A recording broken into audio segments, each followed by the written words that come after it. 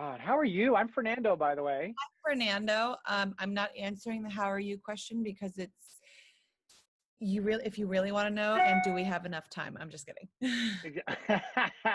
Yeah, I could probably spend just as much time. I'm just doing my best trying not to get coronavirus at this point. But you look amazing.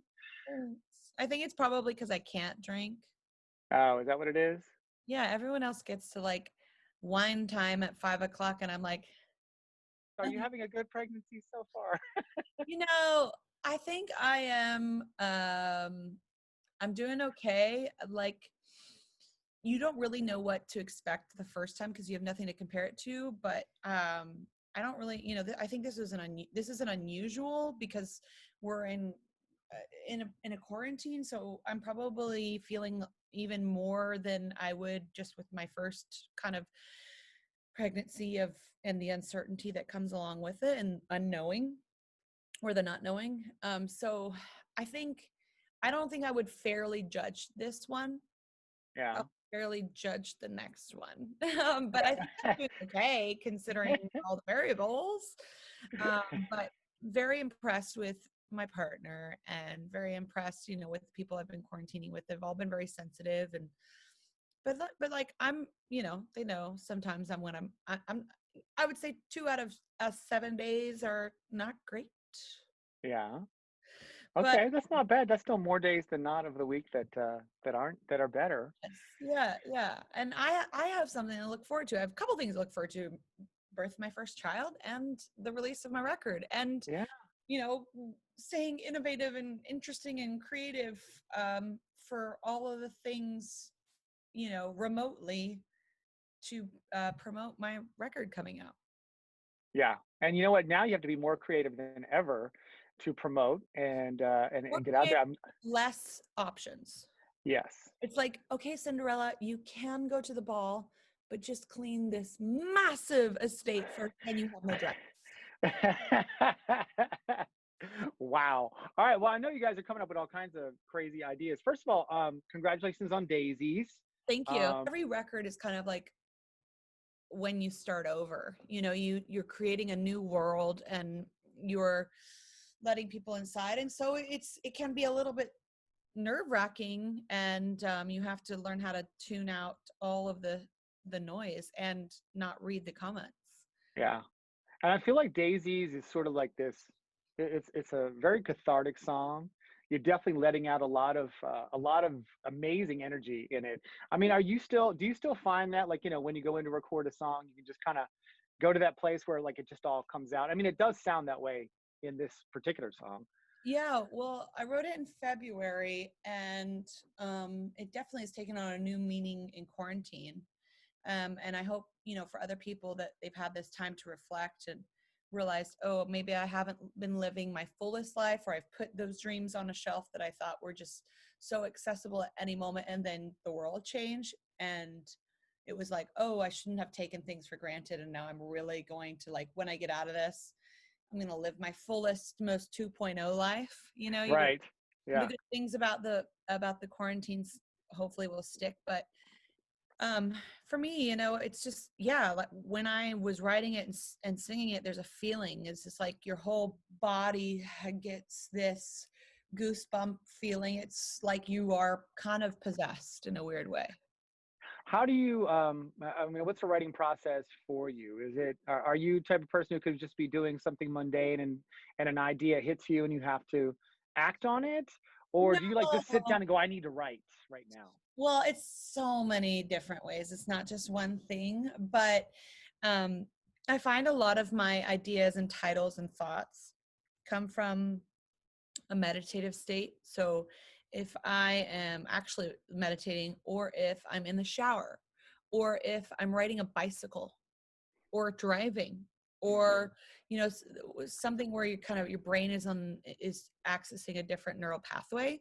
But for this one, it was actually written with a couple of amazing people. John Bellion, who's an amazing artist Oh, himself, he actually was in the room, and we were writing this together. But um, it was at the very end of my writing process. I had written so much, and I was like I just went back in one last time. It was like that one last stab. And I had 3 days with him and a couple other people, and the first 2 days, nothing. It's like the first 2 days, nothing came of it. And we were all like, we've all written really successful songs. Do we not have it anymore? That's the fear.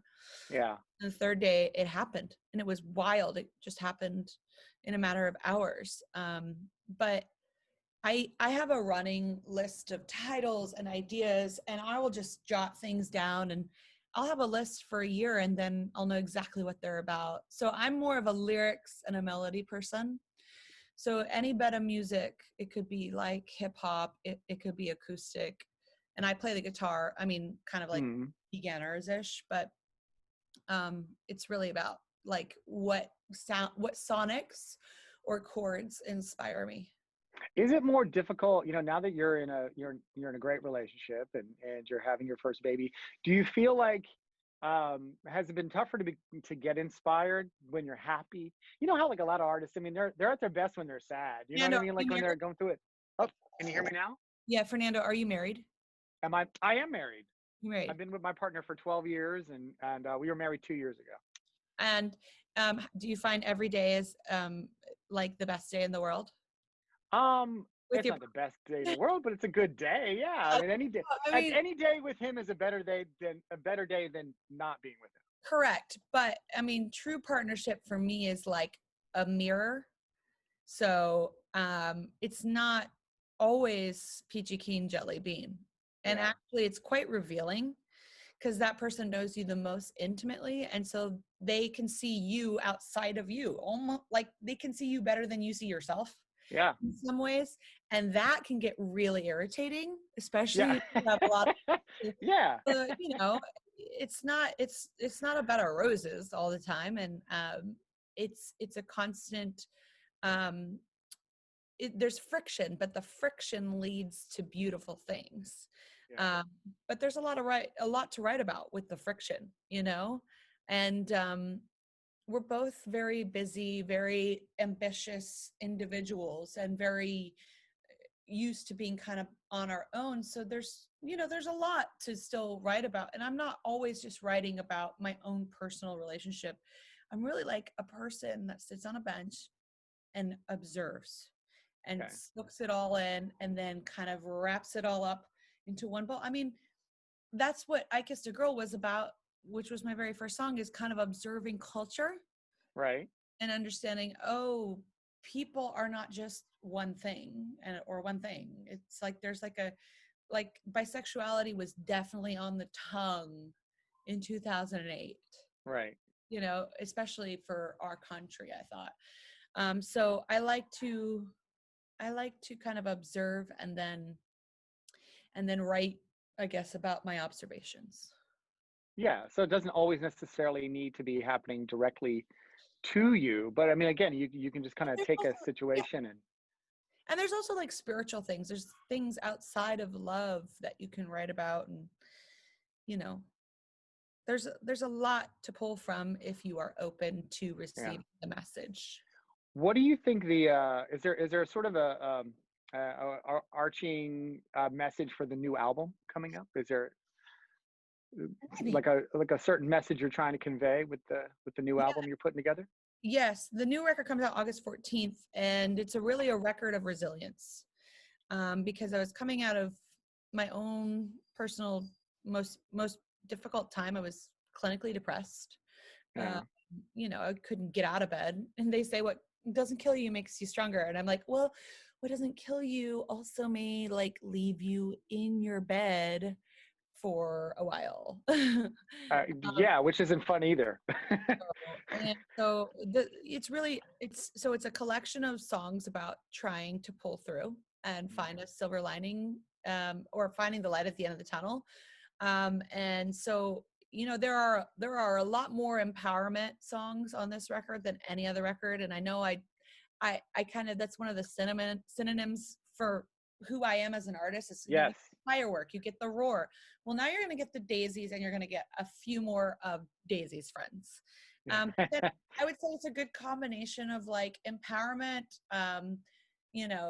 fun party songs, and a couple of flirtatious songs. But it's not as introspective and um, I guess, a sonically kind of experimental as the last record. I would say it's a bit more like Prism. Okay. All Yeah. right. Fun. Yeah, this is great. It sounds well. I mean, in either way, it sounds like we're really getting you. You're kind of you're gonna live up to expectations, and so I'm Well, super yeah, excited about that. I'm leaning into my archetype. Yeah. Fantastic. Are you recording it at your house? Like where is this No, happening? I mean, no, I mean, well, I actually put some finishing touches on it at home with my brother-in-law, who's a producer as well.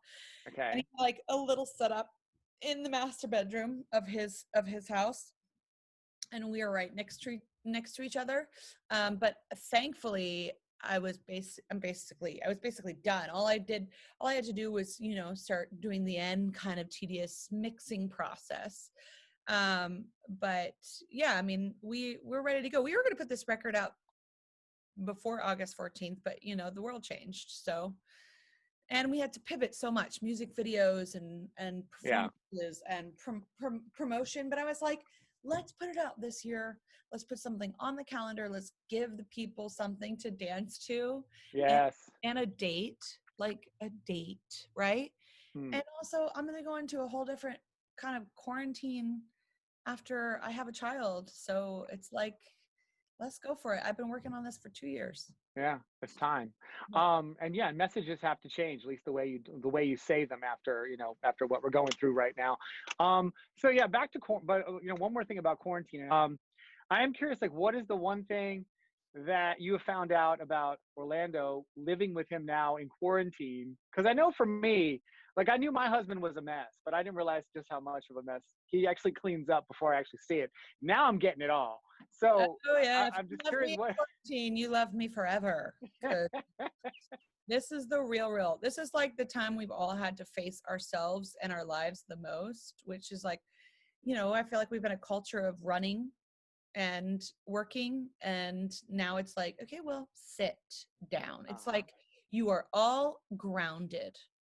And Exactly. I mean, what I found is that